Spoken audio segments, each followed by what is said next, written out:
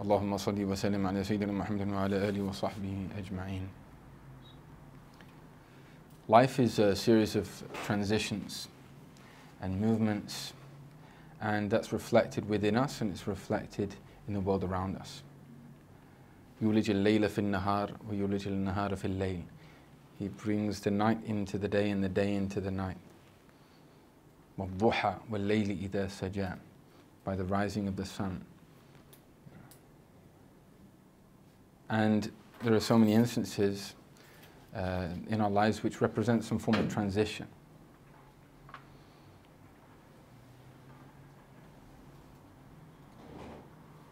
When we go to sleep, the Prophet Muhammad ﷺ gifted us with an opportunity to first and foremost understand that sleep is something to be considered, to go into sleep with intentionality.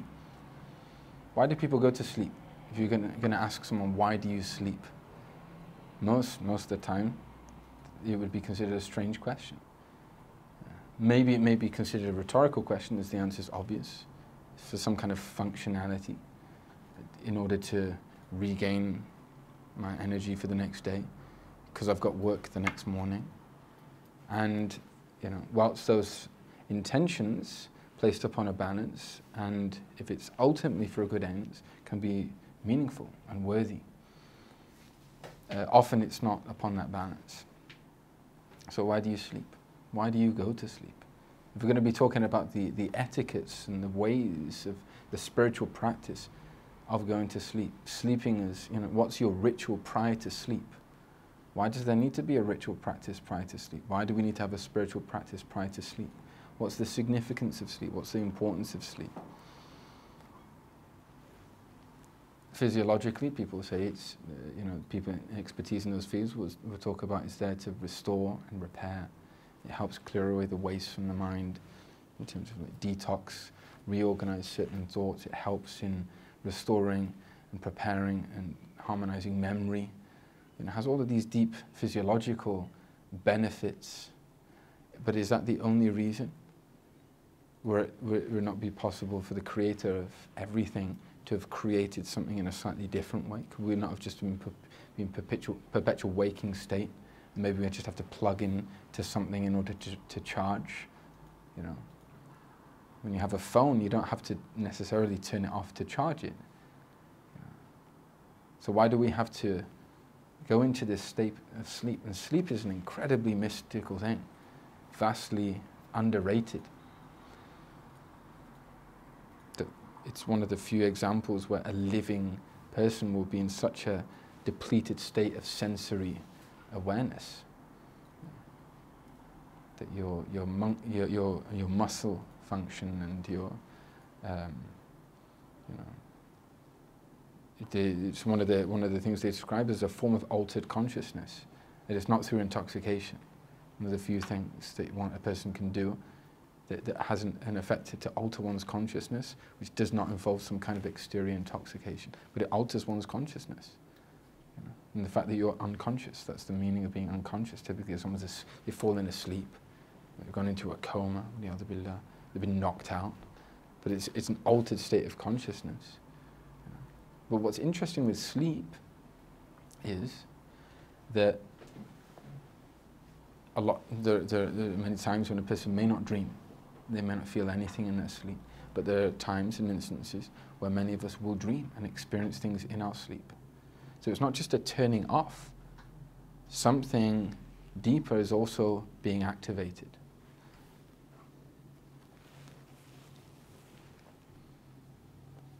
So it's important to prepare ourselves for this transition. The Prophet ﷺ, in his teachings, there are many practices which involved reminding oneself, activating certain things, and fortifying oneself from certain things. And what we're going to take today, hopefully, is just some kind of insights into certain practices which are easily applied. And there are many things that the Prophet ﷺ would do. We're talking about the the human being with the highest state of consciousness, the greatest human being, sallallahu alaihi wasallam, and his practice was the most, if you have like a novice, an expert, and his was his alone, sallallahu alaihi wasallam. And for that reason, he was there that we could all take from something of that light. There are some people, they have an incredible resolve, an ability to tread upon that path, but maybe in one particular field. So there may be people that they find it comes easy to their heart to be people of adhkar, people, or they just memorize very quickly. And the Prophet ﷺ was the best example, was the pinnacle of an example in that field. And there are other people that maybe they find those things hard. So there are certain other things where they're able to self-sacrifice. They're able to be very giving of themselves. They'll be able to be very generous. And it wouldn't be befitting that they couldn't find that example in the Messenger of Allah sallallahu alaihi wasallam.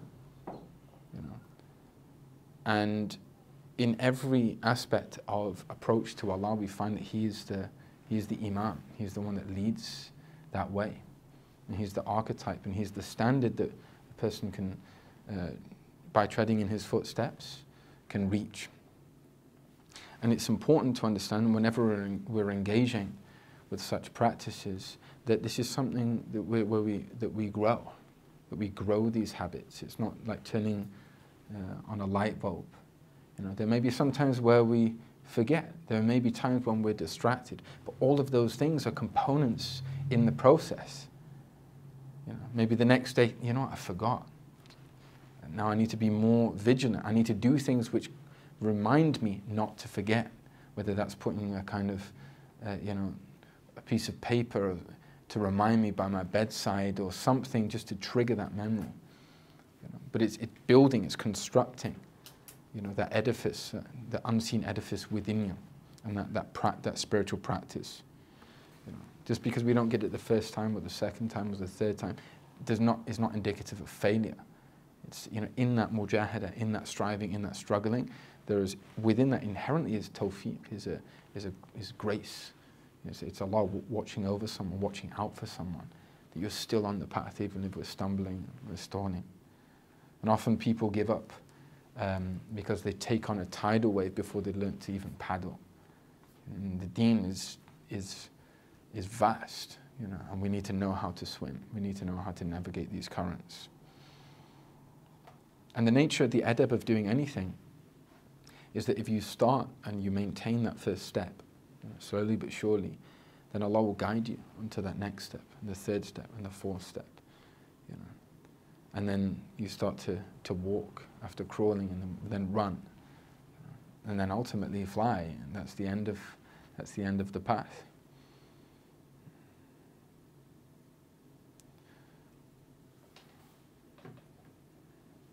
So the first thing I wanted to kind of just reflect upon was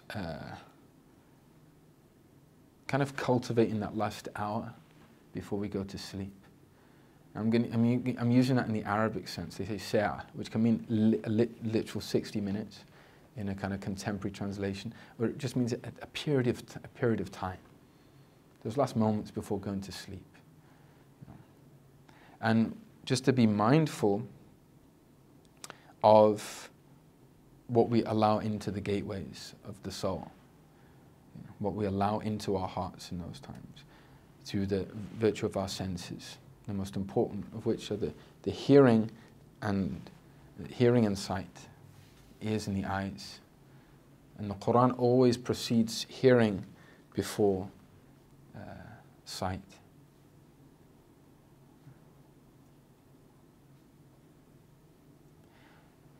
Practically, what are the last things you're listening to before you go to sleep? What are the last words? What are the last sounds? What are the last vibrations? What are the last things that you're hearing before you're into that state of altered consciousness? Before your soul is taken into a different place. What are the last things which enter into your eyes? That you see but enter into your eyes and enter into your heart before you go to sleep. And simply put, We have the broad spectrum of the from halal to haram and everything in between.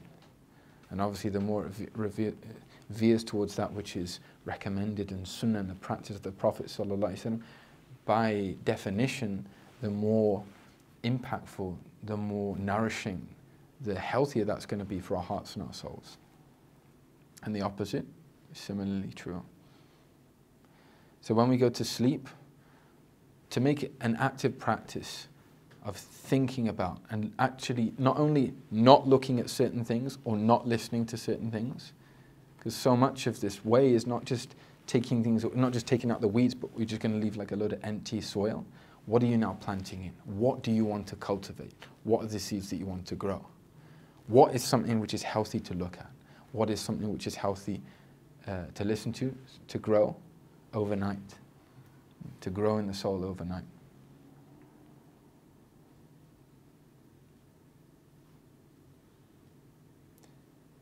It's interesting because typically that's a time when a lot of adults are, it's like a wind down time where the kids are in bed, when people are coming back from work, and it's the time for, it's leisure time.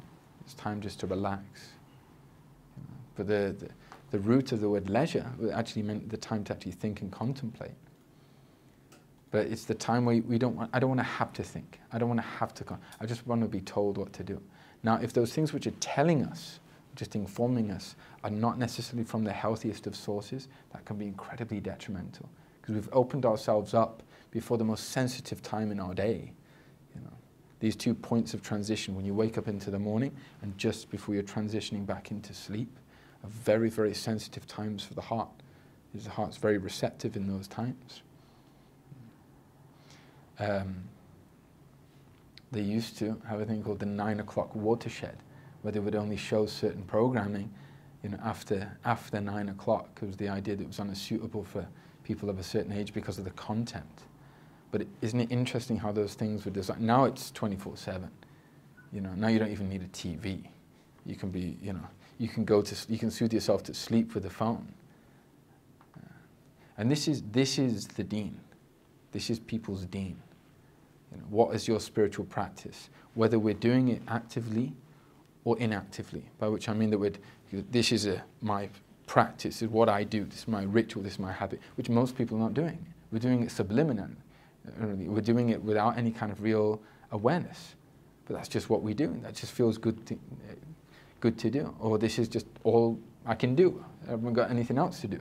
So let me just fall asleep with the phone next to me. What are those last scrolls in the thumb? What's seeping in through one's eyes, through one's ears, into the soul, and marinating within the soul overnight? Because that will have a direct impact to the way we wake up the next day and the state of our souls in the next day. And the nature of a practice is it's something which becomes a habit, which is continual. So it's not just the next day, it will be that which is cultivated for the next week. And if it's not that, those weeds aren't nipped in the bud, if they're detrimental to the soul, then it becomes the next month. And then very soon the next year. And then 5 years go by, then 10 years go by, and then an entire lifetime goes by. When it goes by, it's gone and there's no return. So we have an opportunity to consider these things now. How do I want to return? How do I want to be when my soul is in that place of eternality? And the sign that we're just conscious of that is being appreciative of those moments just before we go to sleep.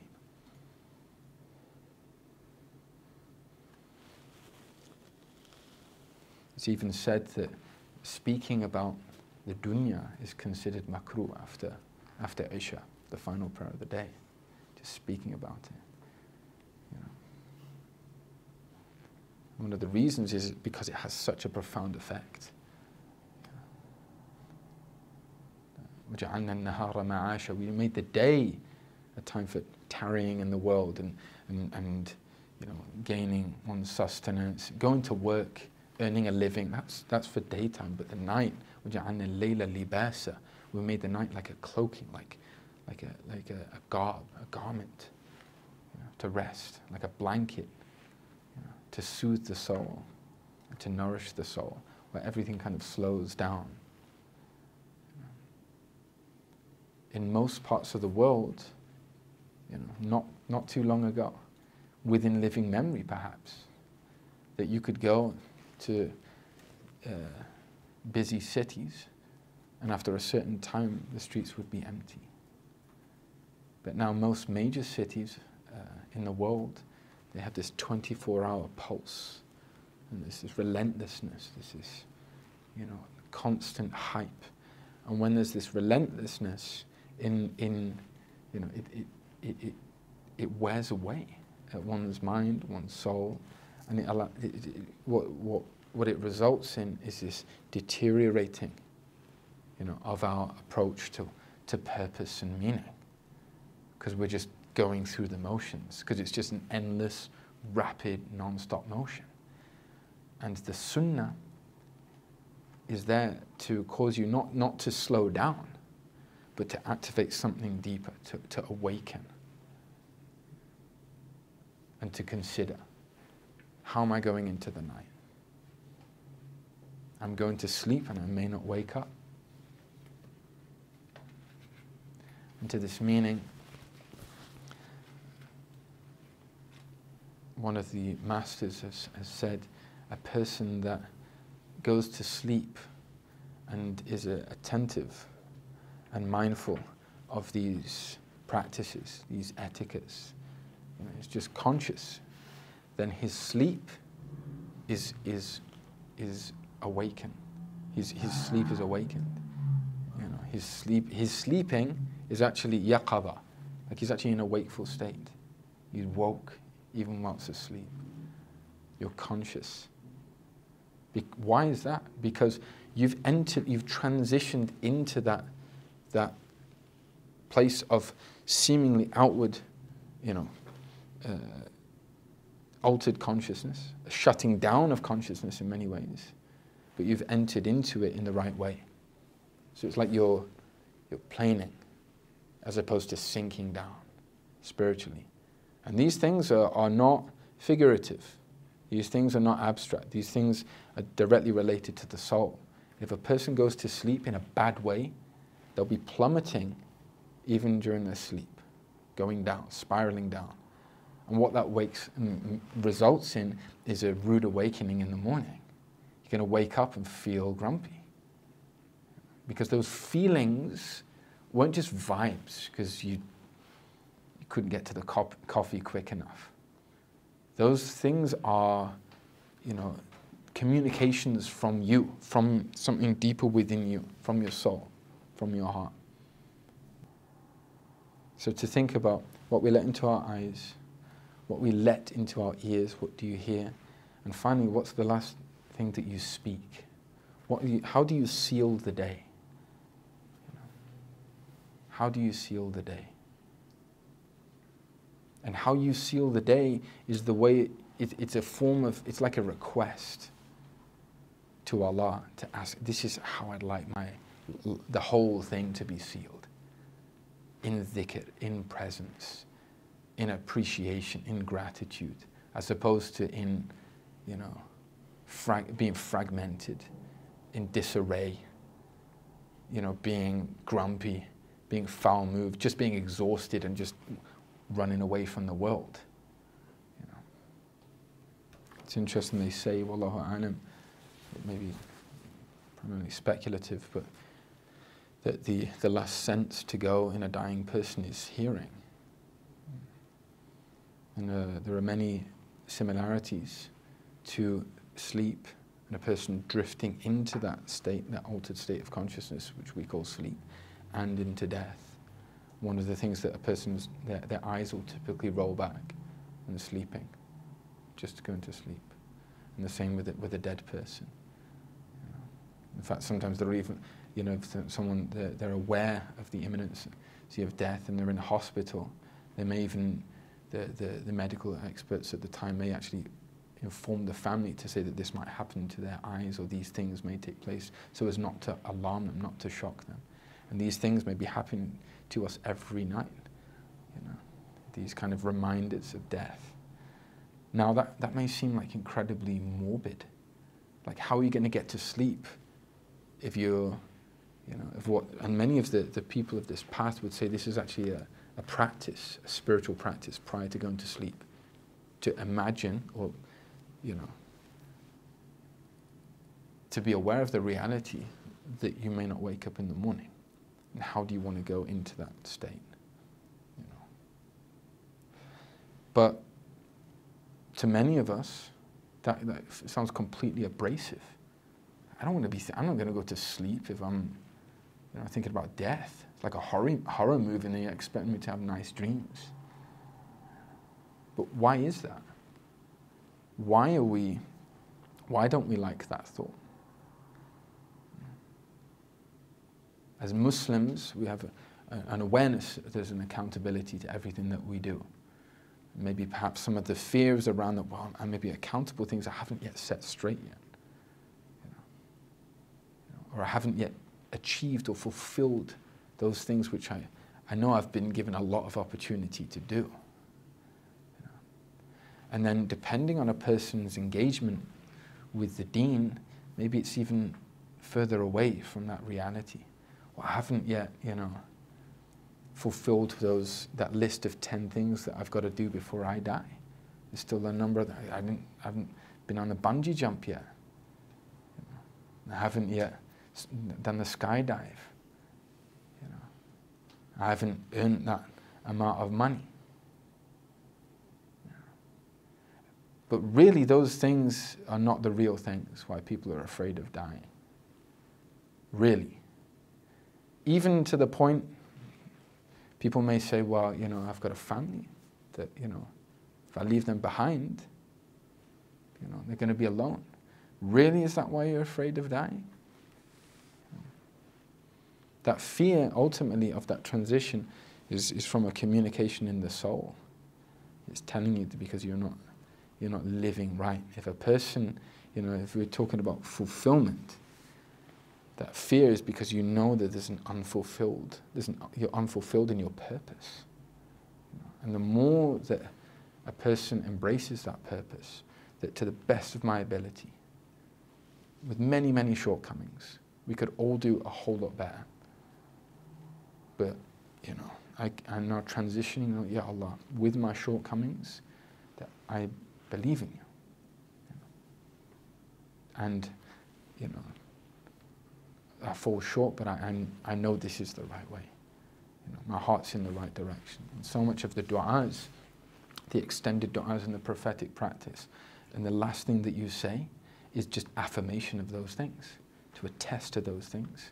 آمنت بكتابك الذي أنزلت ونبيك الذي أرسلت. I believed in the book which you've revealed, the Quran. I believe in it. I have iman in it. And the prophet that you sent. That's the final words that a person utters. You know, there's many, many things, you know, that we won't be going into in this particular session, because as mentioned, the primary thing in this session is just to introduce the foundational practices. But the point here is just to allude to the fact that so much of the du'as when we go to sleep is a reminder of death. You know. Now the du'a that we particularly want to be trying to memorize, if we can take one thing that we can try and memorize away, and that's going to take, you know, practicing rote, just going through it, reading it, or if we can read the Arabic, if we can read it through transliteration and have people reciting it, that we should try and do this. Even if we do it, you know, a couple of times after every prayer, or, you know, a couple of times in the morning, a couple of times in the evening, make some kind of schedule, you know, so it's not just, well, it's not just dropped into me. I've not miraculously memorized it. Okay, what steps have you taken, what endeavor have you taken in order to memorize it? The dua is Bismika amutu wa ahya. Bismika amutu wa ahya. Bismika amutu wa ahya. So Bismika, you hear like Bismillahir Rahmanir Rahim, in the name of Allah, Bismillah. So Bismika, the kaf is when you're addressing someone directly. In your name, Bismika, you're speaking directly to Allah. So it's a direct communion right before you go to sleep. In your name, Bismika. Amutu wa ahya. I die and I live. Now in English, normally you say, I live and die in your name, because obviously life comes before death. You know. But there are many times within the prophetic du'as, and even within the Quran, that death precedes living. And there are many, many subtle wisdoms and realities connected to this. What do we consider death, and what's considered life? قُلِ اسْتَجِيبُوا لِلَّهِ وَلِرَسُولِهِ إِذَا دَعَاكُمْ لِمَا يُحْيِيكُمْ. Say, respond, engage to the summoning, to the call, to the request of Allah and His Prophet, Allah and His Messenger, sallallahu alaihi wasallam, when they summon you, لِمَا يُحْيِيكُمْ, to that which brings you back to life. The Prophet ﷺ said the difference between those that are in consciousness and mention and remember Allah, or in dhikr of Allah, and those that aren't in that state, is like the similitude between the living and the dead. Bismika amutu wa ahya.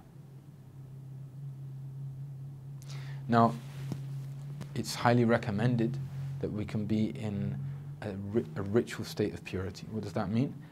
Make wudu. Well, I thought we had to just make wudu for prayer. Now you're telling me I have to, make wudu again. I'm struggling even with even though it can be challenging, the reward is huge. And the reward isn't, we should be really aware. Remember, we were talking about reward in terms of hasanat. They're just beautiful things that await. And they're not necessarily always awaiting. They're not after we die and in the barzakh. And there are many things which are tangible within this world. And going to stay in a place of ritual purity is not just washing away, dirt from your exterior that you can see. If you have, whatever mucky hands, you just need to rinse them off. It's where you can't make wudu with, sterilizing gel. It has to be with clear water, because there's a reality to that pure, unadulterated creation of Allah, that water, reconnecting, and you're cooling off. That when you do it, there's a transformative state inwardly. It's also a form of, it leads to a kind of a fortifying energy. What my boys would probably like to refer to as a force field. But that's a reality. It creates a light in one's spiritual being, which is a means for repelling darker energies. And the most malicious of these are the shayateen. The shaitan can come and whisper, he gives these dark insinuations, pollutes, poisons a person's thought. He's going to be most active, most aware, right before sleep. He loves the nightlife. That's what he lives for. Because if he can get you right at the point, if he's practiced to get you right before you transition to sleep, then he's preparing the way right before the soul is taken. And if we can do everything that we can to fortify ourselves from these things and repel those things, then it's a good thing. Not only is it a fortification, but it also brings and attracts light. And it accesses into the soul the capacity, it unlocks for the soul the capacity to ascend. It ascends and rests beneath the arsh. The arsh is a magnificent creation of Allah, which is vast. And it's one of the most subtle and high elated realities of creation. and the soul feeds in that space. It's nourished because it's now ascending as opposed to plummeting down.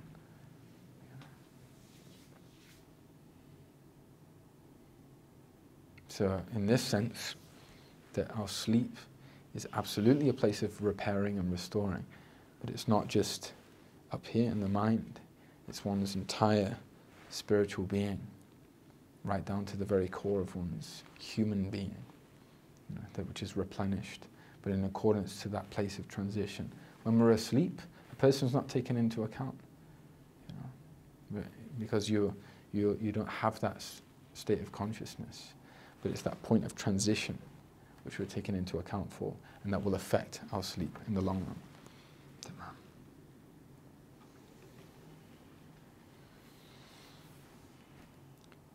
So to be conscious about what we're looking at, to be conscious about what we're hearing, to be conscious about what we're speaking,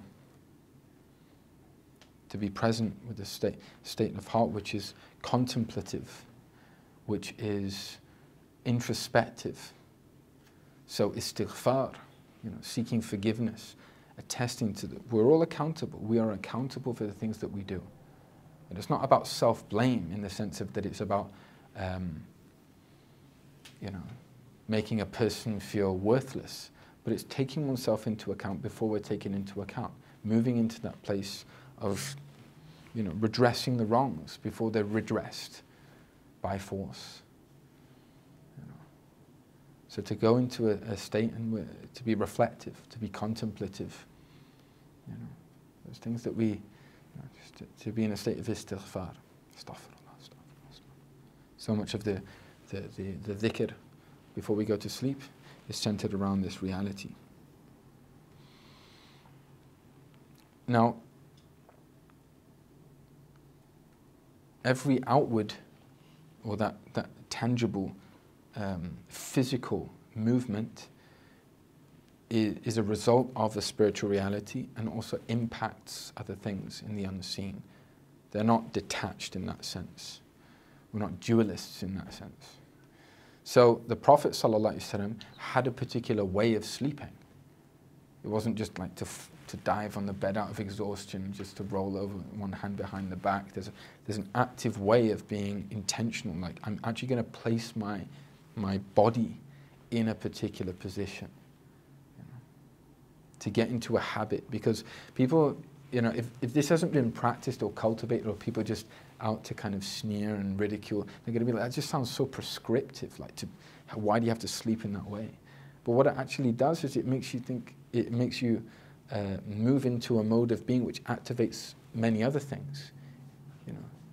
If a person walks into a certain space, it may have a certain nostalgic effect and that reminds them about other things. And the Sunnah is interlaced with these realities. That if you sit in a certain way, that if you wear a certain thing, that if you say a certain thing, that if you, even the nostalgia and the taste of a siwak, for example, will remind you of other things. It will get you into a way of thinking, because they're all interconnected, and they're all sacred, and they're all tapered and designed to bring you into presence.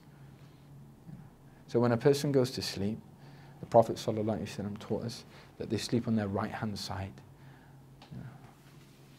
meaning the right shoulder and the right leg is you're facing there and not on the left-hand side. And to place the right palm under the right cheek.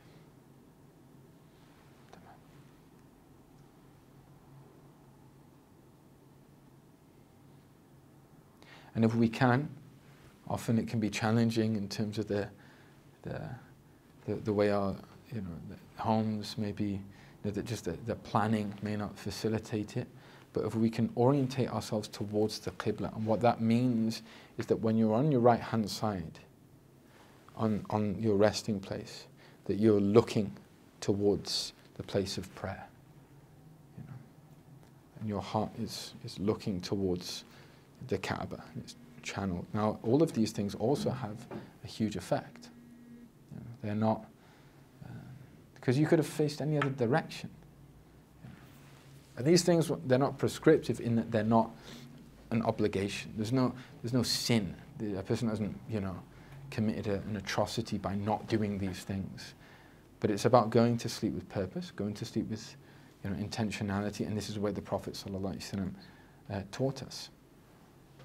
There are many ways of doing one thing. There are many ways of going to sleep. And this is just the way our Prophet ﷺ taught us to do it. By implication, the best way. So, which way do we want to choose? And how do you want to go to sleep? Because he only taught us these things out of complete care for us. And the Sahaba understood that, and that's why they recorded these things. Why would, if we don't even know why we go to sleep, why would you care about how someone else went to sleep? What intentions did you go to sleep with tonight? Who's going to ask that question? But the Sahaba are acutely aware of this because they knew everything that came from him was inspired. And there was nothing that he did, sallallahu alaihi wasallam, that was just something I did. No, because that was his way, that was his practice, that was his sunnah, sallallahu alaihi wasallam. Another state of the heart which is really recommended to be engaging with when we go to sleep is just detoxing from holding things against other people. Just don't be in a state of, don't retain things, because it's like the soul is inhaling, and it's inhaled all this polluted, toxicity, and you're holding on to it for the whole night, and it's going throughout your whole consciousness, and that's going to affect you, and that's going to pollute you, it's going to make you miserable first and foremost. And we all know about the story of that great companion of the Prophet sallallahu alaihi wasallam. He entered into the mosque, and the Prophet sallallahu alaihi wasallam indicated that this was a man of paradise. There goes a man of paradise. And obviously, the people around him were, like, okay, what does he do? Why is that? Let's look into it and say, oh, that's nice. Back to whatever else. They knew the Prophet ﷺ was indicating. So take on his attributes. He's doing this right, and it's an encouragement, for you to the Prophet's insight. He was aware of these things. So after looking at the things that he didn't seem like somebody that was, had a particularly spectacular spiritual practice. He wasn't somebody that was praying in, excessive amounts, or, fasting every day, or, there was nothing. It's like, so what's it? Till they even said, like, I was worried. For a moment, I actually thought I was a bit better than him. Some of them were a bit like, yeah, no, he's not all that. What's he doing? But they knew the Prophet ﷺ, and they trusted the Prophet ﷺ, and what he said was real. So they inquired. It's like, I spent time with you, and I'll be honest, I've been watching what you've been doing, and it's not really that impressive. What is it that you do? That was the means for the Prophet ﷺ to say this. What is it? Because I can't really see it, And he said, just before I go to sleep every night, I always try and forgive everyone. Never hold anything in my heart towards anyone. If anyone's wronged me, I just let it go. And he said, that's it. That's it. That's what it was. See, the Sahaba knew when it was, because the greatest acts are the acts of the heart. And that seems like an easy thing to do. But inshallah, we can all try and do that, inshallah. It's not easy to let go of those things that we hold and retain, but just to go through an active wird, the spiritual practice of just clearing out the cobwebs, not holding people into account. كَمَا تُدِينُ تُدَانُ. As you judge others, so too you shall be judged. So it all comes back to us. And if we find it hard to forgive others, we should be very careful that that's indicative of something that will be awaiting us. So let's just, get rid of those things. Let's flush those things out. Let's detox from those things and see how it alters one's state when sleeping.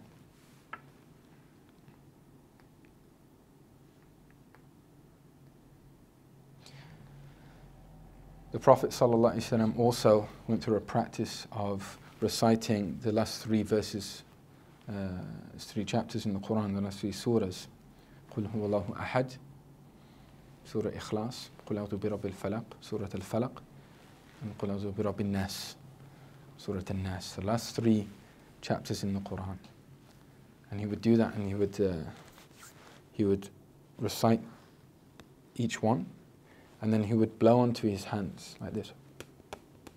Not actually spitting, but